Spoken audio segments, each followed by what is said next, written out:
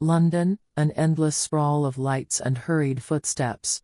Yet for Sophia Carter, each dawn begins in serene stillness within her vintage Elm Street flat. She wakes when the first shafts of sunshine brush the beige-brown drapes, her chest filling with the promise of a new day. Petite and poised, she passes a full-length mirror, smoothing a curl of silky chestnut hair, dabbing pale rose lipstick onto her lips, then buttoning her pastel green vest, an outfit both businesslike and delicately feminine. A soft melody drifts from the antique radio, a ritual that calms her before a day of exhibitions, talks, and gala fundraisers. Today is the National Gallery's annual Arts Festival, where Sophia serves as lead curator. Pausing to sip her strong black coffee, she envisions tonight's scene: warm spotlights, a rare wax sculpture, and dignitaries admiring the gilded filigree of an ancient Roman statue. Her heart flutters with both excitement and nerves at the weight of her responsibility. By Saturday noon, the streets hum with extra bustle. Sophia guides her emerald Mini Cooper past mossy Victorian facades and a quiet canal. From inside, she spies glittering tiaras, lively laughter, and volunteers finalizing decorations. A small smile crosses her lips. Even the grandest celebration serves the noble cause of preserving art and culture. Pulling up at the grand entrance, she cuts the engine and steadies her breath. Her badge, Sophia Carter, curator, peeks from beneath her collar. Staff and volunteers bow respectfully, their eyes warm with trust. She nods and slips backstage, her mind racing through every detail: balance of artworks and lighting, smooth visitor flow, and a heartfelt appeal for charitable donations. Before she can finalize the last touches, the glass doors swing open and in strides Michael Carter, tall, impeccably groomed, confident, her husband of 3 years. Each time she sees him, her heart both softens and tightens under his gaze. He offers a polished smile and lifts his worn leather laptop case. "Are you all right?" he murmurs in his early morning timbre. Sophia nods, forcing calm. But inside, a hollow ache stirs, their conversations growing ever more distant, his blue eyes more often fixed on his phone than on her. She halts the thought, returns his smile. "You're early. Is there anything you need me to add?" Before he can answer, a familiar tune plays from the entrance hall. Ethan Blake, Michael's best friend, enters in a charcoal suit, sun-kissed skin and tousled hair giving him an effortless artist's air. He brightens upon spotting Sophia, waves, and comes close enough to brush her shoulder. Her pulse skips, his warmth and genuine concern feel unlike Michael's measured professionalism. "Everything ready, Sophia?" Ethan asks softly. "Almost, just tweaking the lighting," she answers, comforted by his empathy. Michael stands off to one side, uncommunicative, watching Ethan's easy rapport with her. For the next hour, they fine-tune visitor routes and spotlight angles. Michael offers a few vague suggestions, then retreats into observation. Sophia craves a steady hand to clasp hers, a sincere word of encouragement. Michael might open doors for her career, but Ethan gives her something far rarer: the certainty that she isn't alone in the crowd. As the gala lights ignite and guests shuffle in, Sophia takes her place at the podium, heartbeat quickening as the host introduces her. She bows, glances toward Michael to play the dutiful spouse, then flicks her eyes to Ethan lingering by the uplights. In that flash of eye contact, the rest of the world, ancient canvases and sculptures, falls away. It's just her and Ethan, sharing an unspoken promise in the glow of those first morning rays. The next morning breaks before dawn and Sophia awakens to the echo of last night's fervor. Her alarm rings, relentless, uncompromising. Life goes on, regardless of an aching heart. She rises and prepares a cup of lavender tea, inhaling its gentle scent as she steels herself against memories of Michael growing colder and Ethan growing dearer. Then her phone buzzes, a lone sorry from Michael, void of explanation or invitation. This isn't the first time she's received an apology so hollow. But today, she decides, no reply, she needs clarity on her own terms. A knock at the door finds Ethan with a fresh bouquet of lavender, still heavy-eyed from last night's work. He places the flowers on her table and pours her a glass of water. Don't rush writing back to him, he urges. Take your time. His concern warms her more than any coffee ever could. You really think so? I know so, he says, reaching across the table. That afternoon, Sophia seeks equilibrium with a solitary walk along the Thames. The whispering water reminds her that life, like the river, moves forward, and only by facing her past can she find release. She rounds a bend to find Michael alone at the railing, coat collar turned up, stare fixed on the horizon. He startles at her approach. Why are you here? She asks. I wanted to talk, he mumbles, cast in shadows. He admits regret, confesses he still loves her, but love, she counters, isn't mere words. If you loved me, she demands, why did you betray me? He bows his head. I was weak. Tears spring unbidden. She turns away, leaving Michael to the cold river breeze. Back in her flat, clutching the armrest of the sofa, Sophia's phone again buzzes. It's Ethan, can I come over? Within minutes, he's there, enfolding her in a protective embrace. Against his steady heartbeat, she allows herself to weep. You are not alone, he whispers. I'm here. That evening they share tea and confidences. Sophia recounts her pain, and Ethan listens, never interrupting. When she finishes, he softly takes her hand. You deserve respect and honesty. If he can't give you that, I will. Her heart swells with both gratitude and fear. Is she ready for love again? Night falls, and Sophia gazes at London's lights, feeling both adrift and resolute. She knows only one truth, she won't ignore her heart.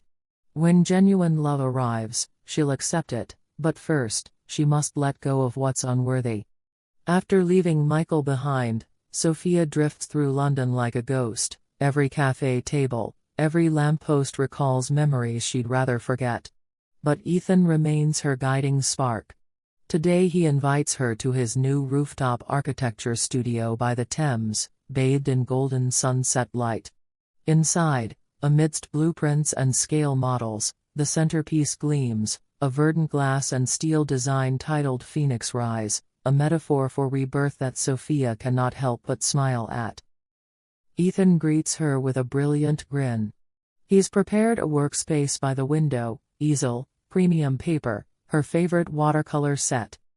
I thought you might want to sketch your next exhibit's concept, he explains. Tears of gratitude prick her eyes. You didn't have to, I wanted to, he says. I want you to remember your own creativity and confidence. Over the next days, Sophia spends her hours here, painting and planning. One afternoon, her old assistant Susan calls with exciting news. A New York gallery wants her to lead their collaborative exhibition. It's a career-making offer, but it would take her away from London, away from Ethan's supportive presence. Her heart sways between ambition and affection. That evening, walking together along the lawned river bank, she confides, I'm torn. I don't want to leave you.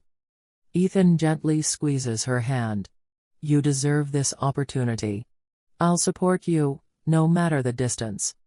His words strike her like a benediction. True love isn't possession, but letting go and still believing. By morning, Sophia calls Susan. She accepts the New York project. That evening, Ethan surprises her with a small studio celebration, a heart-shaped cake and a handwritten card, to Sophia, my brave phoenix. Tears and laughter mingle as she realizes she's stepping onto a new stage, professionally and personally. When her plane lifts off, she looks down at the Thames studios where Ethan waves farewell. In her heart, she carries his promise, that distance cannot dim what is real.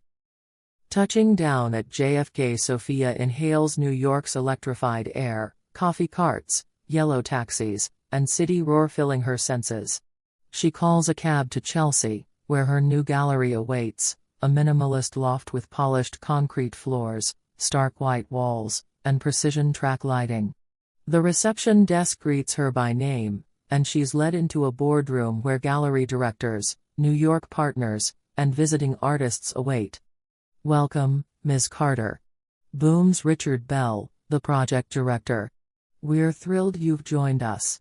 Sophia smiles, nervously jotting notes as they detail the exhibition's theme: cultural confluence and individual identity in contemporary art. Yet her thoughts drift back to London, her quiet rooftop studio and Ethan's encouraging smile. Over the next days she dives into planning, coordinating loans from the National Gallery, communicating with Tokyo sponsors, and arranging press interviews in Paris. On Wednesday morning, she spots a glaring typo in the draft catalogue, an artist's name misspelled. With firm resolve she calls Richard. "We must correct this immediately. Our credibility depends on it." Though her tone is assertive, her heart pounds under mounting pressure. Later that afternoon, Michael appears at the gallery entrance. Sophia steadies herself as he catches up. "I heard you're here," he says, voice composed. "Congratulations." She returns his courtesy. "Thank you. But why are you here?" "To see how far you've come. And to talk." He corners her in a hallway. "What about us?" Sophia meets his gaze. "We're divorced. I've moved on." His hand tightens on her arm. "You deserve better than your friend Ethan." Her breath catches. Ethan's name is poison on Michael's lips. She pulls free. "You lost that right when you betrayed me." He sighs, distant. "I still care." She turns away, leaving him amid the scent of fresh paint and printed paper. That night, alone on her temporary terrace, Sophia responds to Ethan's text, "I'm okay." His quick reply, "I was worried," pulls her back to a steadier world. In London or New York, his faith is her anchor. On her first presentation day in New York, Sophia rehearses in her high-rise apartment overlooking skyscrapers. Slides titled "Cultural Confluence" must be flawless, every statistic, every image. She steadies her breathing, reminding herself, she is not fragile. She is a curator, poised and capable. Moments before showtime, her phone buzzes with a video call from Ethan. His face lights the screen. "You ready?" he asks. "Almost," she smiles. "Just last checks." "Be brilliant. I know you will." At the gallery's event hall, two large screens flank a 30-centimeter stage. Dressed in ivory with tailored heels, she steps into the spotlight. Silence falls.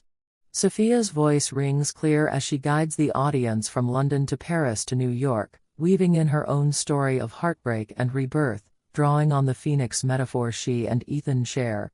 When she finishes, applause erupts, and Richard Bell strides forward. "Fantastic, Sophia." She closes with a glance at the back row, no surprise to see Michael, here to observe. Michael extends a glass of champagne. "You knocked it out of the park," he says. She answers politely, but inside she quakes. His presence feels like a question mark at her victory. That evening, back in her apartment, she calls Ethan by video. "I did it," she whispers. He beams. "I knew you would. I'm so proud." Tears of relief fill her eyes. "Thank you for believing in me." Two cities now hold pieces of her heart, New York's triumphant stage and London's quiet harbor where Ethan waits. Distance will challenge them, but with trust as their tether, she dares to step into the next chapter. Returning to London in late autumn, the winds tug at golden leaves along Elm Street. Ethan waits outside her Uber drop-off, draping a thick coat over her shoulders. Feeling the chill? He asks, worry softening his gaze. "Just tired," she murmurs. They dive into work on the Phoenix Rise installation for the London Design Festival. Amid 3D printers and sawdust, they collaborate seamlessly. She critiques, he adjusts, and together they forge a stronger design, and a stronger bond. Their calm collapses when tabloid gossip hounds publish photos of Sophia and Ethan together, speculating on a deeper affair. Sophia recoils from her laptop screen. She doesn't want scandal, just stability. Hearing her anguish, Ethan returns to the studio and enfolds her in a protective embrace. "They can't rewrite our truth," he whispers. Yet the next day, a design magazine interview lands on her desk, the reporter fingers hovering over that same rumor. Sophia faces the camera with quiet dignity. "Mr. Blake and I are colleagues sharing a passion for architecture and art. Our relationship is founded on mutual respect." She steers every question back to her work, no easy task. The week's pressure crescendos with a Milan pop-up contract demanding rapid turnaround. Late nights find them side by side in the studio, exhausted yet determined. In each shared smile and quick touch, Sophia recognizes what she most needs: a partner who stands by her, come what may. At dusk they retreat to their favorite riverside cafe. Over espresso, Sophia admits, "I'm terrified of being hurt again." Ethan reaches across the table. "I promise you, I'm not going anywhere." Her heart, battered by past storms, clings to his vow. That night Michael calls again, urging a final chat. Sophia ends her call with restraint and calls her lawyer, accelerating divorce proceedings. Later she stands on the studio balcony as rain patters across her coat, each drop a test of her resolve. She breathes deeply. However fierce the tempest, she will not let go of this hard-won hope. Morning sunlight drifts through the studio's high windows, illuminating drifting dust motes and the nearly finished Phoenix Rise model. Sophia wakes in Ethan's arms, comforted by the gentle rise and fall of his breathing. She tugs at his sleeve. "Today we file the final drawings with the council. But my mind's in New York." Ethan smiles, placing her hand over his heart. "London is your home, my home. Follow your dream, and I'll follow you." That afternoon Michael bursts into the studio, resolve etched in his features. "We need to talk once and for all," he says. Sophia meets him steadily. "We're in the past now. I won't revisit it." Michael steps closer, voice trembling. "I'll prove my love. I'm giving you 10% of my company to create an art fund in your name. You'll be its president, and my inspiration." Sophia stares at him, torn between possibility and old wounds. She steps outside, the evening breeze rustling her coat. Ethan catches her in his arms and pours 2 cups of tea. She confides that Michael's offer feels like a gilded cage. "What matters isn't the fund," she says, "but the trust behind it." Ethan nods, eyes bright. "What do you choose?" She looks up at him, voice clear. "I choose freedom, freedom to curate, to love, and to live on my own terms." In that moment Michael relinquishes his final grip, and Sophia steps into a new dawn, hand in hand with the man who treasured her first. As autumn wanes, Sophia and Ethan jet off to Milan for their Phoenix Rise pop-up. Dawn finds Sophia in a boutique hotel, the cobblestone street outside scented with espresso and warm brioche. Dressed in a cashmere sweater and smart trousers, she meets Ethan in the lobby where he presents 2 steaming cappuccini. At the Creative Hub workshop, a repurposed industrial space, they unload the sculpture's modules. Sophia's brow furrows at each tricky connection. Ethan crouches beside her, tightening bolts and offering steady reassurance. "We're in perfect harmony." Under warehouse lights, their sculpture takes shape, a shimmering phoenix ready to mesmerize Milan. Opening night draws collectors, critics, and international curators to the reclaimed container space. Sophia guides tour groups through the space, her voice rich with passion as she recounts the Phoenix legend. Ethan watches from the side, pride in every appreciative murmur of the crowd. After the event, Lorenzo Rossi, a prominent Milan patron, approaches. "Ms. Carter, your installation is sublime. Let's discuss a long-term collaboration." Flushed with excitement, Sophia exchanges details, then shares a private smile with Ethan. It's another chapter in their shared journey. Later, strolling across Ponte Vecchio, he voices the unspoken question, "How will we handle all this travel?" She grips his hand. "We face it together. I need you as much as you need me." He kisses her knuckles. "Anywhere you go, I'll follow." A few weeks later, Sophia pauses in a Santa Monica hotel room overlooking the Pacific. The inbox buzzes with congratulations: Milan pop-up success, Arcola Gallery's partnership offer, Tokyo exhibition invitations, and New York's renewed schedule. Each message pulses with possibility, but emptiness flickers beneath her triumphs. Her completed divorce papers lie on the desk, a legal closure to a marriage that once felt ideal. Michael's public art fund gesture now seems like gilded finality. She remembers Ethan's quiet constancy and realizes her heart's true north. Across an ocean in Copenhagen, Ethan supervises an eco-design project. His video call comes through. "How are you?" Her voice shakes with resolve. "I've decided." His eyes search hers. "What choice?" She smiles, heart alight. "I choose you, and freedom, the freedom to build my career side by side with you. No more chasing every single opportunity alone. I want a shared journey." He leaps to his feet, elation shining through the screen. "I can't wait to hold you again." She grins. "Come home soon." That afternoon, she emails Milan and Arcola. She'll be their lead curator for the long-term series and collaborate with Ethan on his Danish project. At last, she feels unburdened, ambition and affection, balanced at last. Later, returning to London, she finds Ethan waiting at the Riverside studio. He sweeps her into a joyous embrace. "Welcome home," he murmurs. Her hand on his chest, she listens to his heartbeat and knows, here is where she truly belongs. Sunlight pours into the Thames side studio. Sophia awakes in Ethan's arms, the Phoenix Rise sculpture gleaming behind them, an emblem of their shared triumph.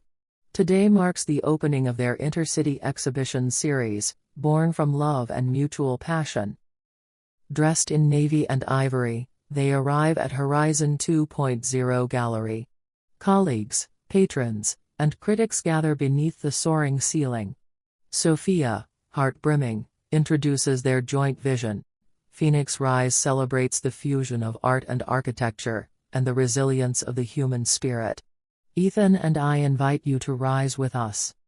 Cheers ring out. She glimpses Ethan's proud smile across the room and feels a radiant certainty. Under twinkling candlelight outdoors, they circulate among guests, accepting praise and sharing laughter. As dusk settles over the Thames, Ethan draws Sophia aside and presents a small linen-wrapped box. Heart-pounding, she opens it to find a sapphire-set ring encircled by glittering diamonds. He kneels on one knee. "Sophia Carter, strong, talented, compassionate, will you marry me?" Tears of joy spill down her cheeks. "Yes," she cries, embracing him. In the soft glow of the gallery at night, they stand hand in hand before their Phoenix sculpture, a testament to every trial and every triumph. Tonight, they ascend together into love's sweet encore.